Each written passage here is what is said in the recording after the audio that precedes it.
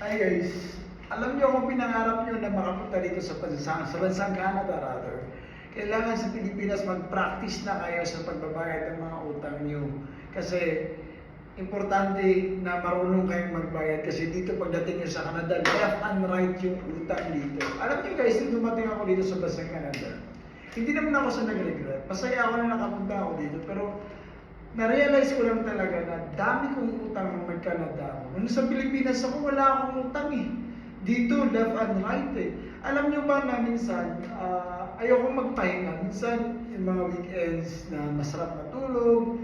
Pero kailangan mong magtrabaho kasi ang daming mga bayarin. Hindi nagpapahinga yung mga bayarin. Plus, syempre sa Pilipinas pa kailangan natin magpadala, di ba?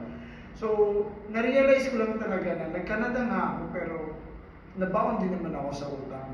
Lahat ng mga Pilipino na nandito, may mga utang talaga yan.